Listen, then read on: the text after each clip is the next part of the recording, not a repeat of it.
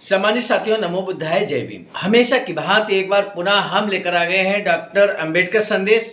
Doctor Ambedkar संदेश में नियमित तौर पर हम लेकर आते हैं बाबा साहब का क्रांतिकारी स्पीच जो समाज के लिए बेहद उपयोगी होता है। आज का डॉक्टर अंबेडकर संदेश अर्थात बाबा साहब का हूबहू भाषण हम लेकर आप तक उपस्थित है आज का ऑफिशियल यूट्यूब चैनल के माध्यम से। आज का जो स्पीच बाबा साहब का हम लेकर आए हैं, हम आपको बता दें बहुत क्रांतिकारी होने वाला है, क्योंकि आज का स्पीच बाबा साहब डॉक्टर अंबेडकर संपूर्ण वाङ्मय खंड 37 का हिस्सा है और पेज नंबर 61 पर यहाँ प्रकाशित है। आपको बता दें आज का जो विषय है वो यही है कि बहुजनों की आगामी पीढ़ियाँ मेरी सेवाओं को सराहेंगी, मेरे संघर्ष को सराहेंगी, ऐसा गर्व के साथ बाबा साहब कहते हैं। मेरे साथियों, हम आपको बता दें आज का डॉक्टर अंबेडकर संदेश इसलिए खास होने वाला है क्योंकि बाबा साहब जब लौट कर आते हैं गोलमेज सम्मेलन से, द्वितीय गोलमेज सम्मेलन में लौट कर जब आते हैं तो यहाँ पर 15 जनवरी 1932 को वापस आने के बाद उनका शानदार स्वागत भारत में किया जाता है। और जो शानदार स्वागत है, स्वागत समारोह में बाबा साहब क्या कुछ कहते हैं, क्या कुछ अपना अनुभव शेयर करते हैं, क्या कुछ बातें कहते हैं बहुजन समाज से, आज के डॉक्टर अंबेडकर संदेश में हम आपको बताने जा रहे हैं। इसलिए अंत तक जरूर इस वीडियो को देखिएगा, क्योंकि आज गोलमेज सम्मेलन में महात्मा गांधी का क्या रोल रहा, माननीय शौकत अली का क्या रोल था, बाबा साहब डॉक्टर भीमराव अंबेडकर का क्या रोल था बहुजनों अस्पृश्यों के अधिकारों को बचाने में, आज के डॉक्टर अंबेडकर संदेश में पूरी तरह से हम स्पष्ट करेंगे। तो इसी अनुरोध के साथ कि अंत तक जरूर वीडियो को वॉच कीजिएगा। हम शुरू करते हैं आज का डॉक्टर अंबेडकर संदेश।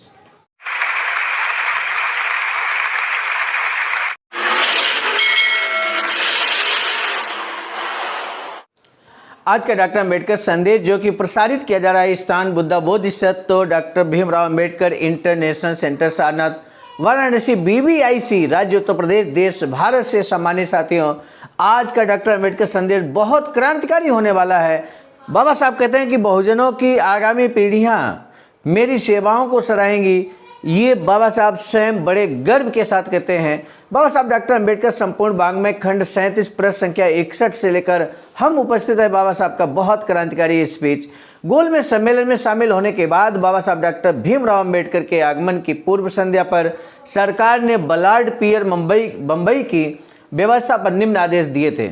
मौलाना शौकत अली और बाबा साहब डॉक्टर भीमराव अंबेडकर का EMS मुल्तान समुद्री जहाज द्वारा 29 जनवरी 1932 को आगमन होता है। उसी शाम परेल बम्बई में एक अपार जनसमूह की सभा में डॉक्टर भीमराव अंबेडकर को 114 संस्थाओं द्वारा, 114 संगठनों के द्वारा संबोधन द्वारा सम्मान किया गया। बाबा साहब डॉक्टर भीमराव अंबेडकर अपार जनसमूह के सामने जब उनके अपनों ने प्यार व कृतज्ञता दर्शाई तो बाबा साहब बहुत प्रभावित हुए और मंत्रमुग्ध से एक पल के लिए कुछ अचंभित और मूर्तिवत हो गए। एक विराम के पश्चात उन्होंने जनसमूह के सामने घोषणा की कि मैं जो भी सेवा दे पाया हूं वह आप सब कार्यकर्ताओं के सहयोग व लोगों के निडर समर्थन का ही फल है। उन्होंने कहा कि किसी ध्येय की प्राप्ति या उसकी असफलता के लिए कोई नेता उत्तरदायी नहीं होता, इसलिए अपना संघर्ष बनाए रखें। जहाँ तक उनका अपना प्रश्न है, उन्होंने कहा कि आखिर वे भी एक मनुष्य हैं और मानो तो गलतियों का पुतला है। संभवतः वे कभी पक्षपात कर गए हों, परंतु इसके लिए उन्हें क्षमा किया जाए। बाबा साहब कहते हैं कि उन्होंने कहा कि मैंने मिस्टर गांधी को विरोध किया, इसलिए कांग्रेसी मुझे देशद्रोही की संज्ञा देते हैं। मैं इससे व्याकुल नहीं होता क्योंकि ये दोषारोपण निराधार, झूठा व दुर्भावना से प्रेरित है।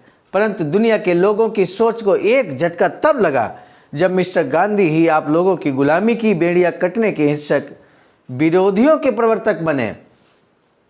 मैं निसंकोच कह सकता हूं कि बहुजनों की आने वाली पीढ़ियां जब गोलमेज अधिवेशन का इतिहास पढ़ेंगी तो वे मेरी सेवाओं को सराहेंगी और कृतज्ञ होंगे।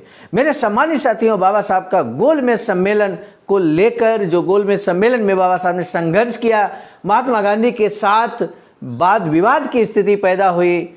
ये बहुत गर्व की बात है कि वहाँ पर मुस्लिमों ने पूरा साथ दिया बाबा साहब का। ये बहुत ही गौरवान्वित करने वाला क्षण है मेरे साथियों।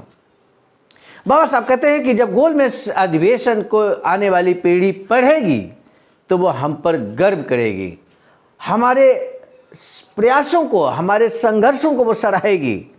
और हम आपको बता दें, वो पीढ़ी इस समय गोलमेज सम्मेलन से लेकर बाबा साहब के एक एक स्पीच से अवगत हो रही है। जिस पीढ़ी से बाबा साहब ने उम्मीद किया था कि वो सराहेंगे, निश्चित रूप से ऐसा ही हो रहा है। जो साथी, जो डॉक्टर अंबेडकर उन अनुयायी गोलमेज सम्मेलन को पढ़ ले रहे हैं या जानते हैं, जानने की कोशिश कर रहे हैं, वो निश्चित रूप से बाबा साहब को बहुत ही सराहने का काम कर रही हैं। बाबा साहब के कहे गए एक एक शब्द हर समय प्रासंगिक थे, हर समय प्रासंगिक रहेंगे, क्योंकि बाबा साहब ने पूरा जीवन समर्पित कर दिया समाज, आने वाली पीढ़ी के लिए। और वो पीढ़ी जो इस समय शान और शौकत का जीवन व्यतीत कर रही है, ये बाबा साहब की देन है, गोलमेज सम्मेलन में किए गए संघर्षों की देन है। बाबा साहब कहते हैं, उन्होंने भेद खोला कि कैसे वे लंदन में मिस्टर गांधी से 4 या 5 बार मिले, 4 या 5 बार मिले। सम्मानित साथियों, समझने की कोशिश कीजिएगा बाबा साहब क्या कहते हैं। मिस्टर गांधी बड़े रहस्यमय ढंग से पवित्र कुरान पुस्तक हाथ में लिए आगा खां से मिले। वह बहुजनों को समर्थन वापस लेने को कहा, और कैसे आगा खां ने ऐसा करने से इनकार किया। मेरे साथी, बाबा साहब ने जो अधिकारों की मांग की थी बहुजनों के लिए, अस्पृश्यों के लिए, उसको समर्थन दिया था।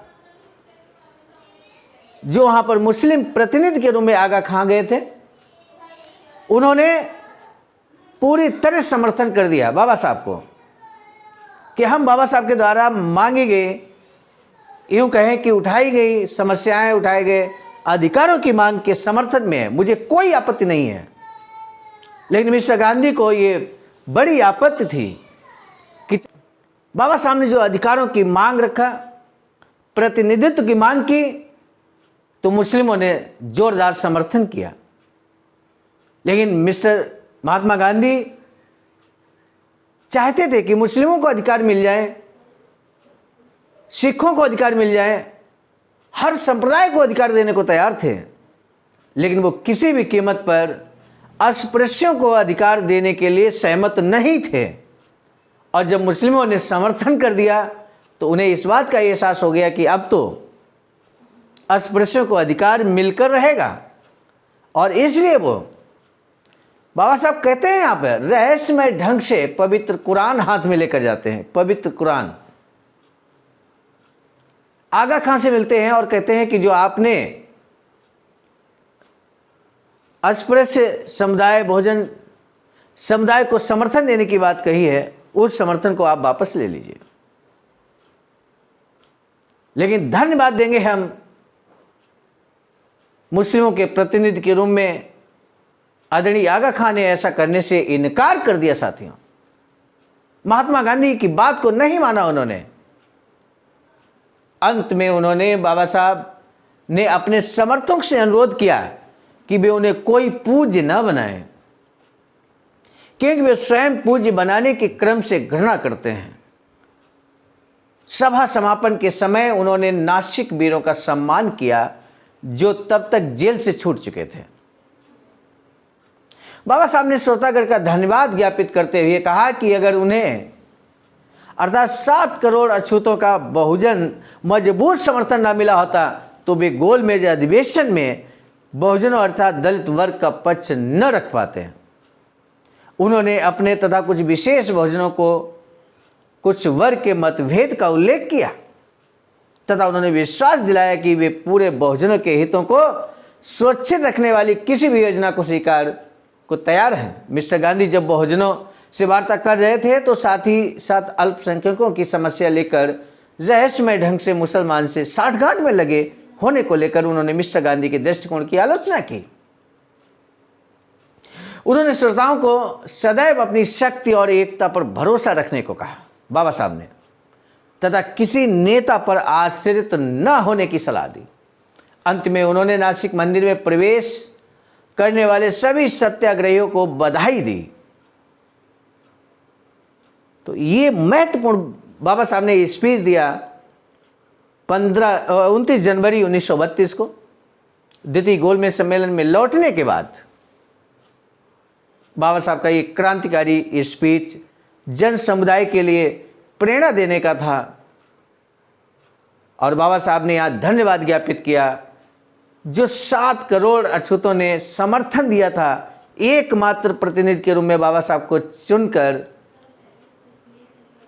जिस तरह से वहाँ प्रतिनिधित्व का मौका मिला गोलमेज सम्मेलन में, उसके प्रति बाबा साहब ने अपार जन समुदाय के प्रति आभार व्यक्त किया और साथ ही साथ ये भी कहा आज के स्पीच में कि हमें अपने संघर्ष और समर्पण बलिदान को इसको निरंतर बनाए रखना होगा। संघर्ष के रास्ते को हमें त्यागना नहीं है किसी भी कीमत पर, क्योंकि संघर्ष की बदौलत ही हम अधिकारों को हासिल जरूर कर लेंगे। बाबा साहब की एक अधूरी इच्छा सामान्य साथियों वैचारिकी सेंटर बनाने की है, जिस पर इस समय आवाज का BBS-3 आईडासा के द्वारा सशक्त रूप से कार्य किया जा रहा है। सारनाथ वाराणसी में 14,000 स्क्वायर फीट जमीन जो परचेज की गई है, उस पर इस समय वैचारिकी सेंटर का कार्य निर्माणाधीन है, जिस हेतु आप भी अपना बहुमूल्य योगदान कर सकते हैं। SBI account number IFSC code आपके समक्ष प्रदर्शित है। बहुजन बोधि समाज संघर्ष समिति के नाम से अकाउंट है, आप भी जरूर इसमें धमदान करें। आपका भी सम्मान किया जाएगा, बड़े मंच पर सम्मान किया जाएगा और साथ ही साथ आपका जो वहाँ शिलालेख लगाया जाएगा उसमें भी आपका नाम जरूर अंकित कराया जाएगा। इसी आह्वान के साथ, इसी आश्वासन के साथ, इसी निवेदन के साथ हम आपको बता दें आज का डॉक्टर अंबेडकर संदेश हम लेकर आए थे आप तक। मिशन नायक परम आदरणीय बुद्ध मित्र मुसाफिर सर राष्ट्रीय महासचिव आबाजका की प्रेरणा से डॉक्टर अंबेडकर संदेश नियमित तौर पर आप तक पहुंच रहा है। डिजिटल फॉर्म में व्हाट्सएप के जरिए जो मैसेज आप देख पा रहे हैं, लिखित मैसेज जो बाबा साहब डॉक्टर अंबेडकर संपूर्ण वाङ्मय विभिन्न खंडों से लेकर उपलब्ध कराने वाले संकलनकर्ता के रूप में परम आदरणीय विजय कुमार बौद्ध जी, प्रांतीय कोषाध्यक्ष आवाज का बिहार, आपके बगैर सहयोग से ये डॉक्टर अंबेडकर संदेश आप तक पहुंचाना काफी मुश्किल होगा। आपका आभार व्यक्त करते हुए प्रस्तुतकर्ता के रूप में मैं स्वयं सर्वजीत आर्य, राष्ट्रीय कोषाध्यक्ष आवाज का, नई दिल्ली। आज का डॉक्टर अंबेडकर संदेश आपने अंत तक देखा, हर एक बिंदु को समझने की कोशिश की। इस हेतु हम आपका तहे दिल से आभार व्यक्त करते हुए आज के डॉक्टर अंबेडकर संदेश को यहीं पर समाप्त करने की दीजिए इजाजत। नए डॉक्टर अंबेडकर संदेश के साथ मिलेंगे, तब तक के लिए सादर नमो बुद्धाय, जय भीम।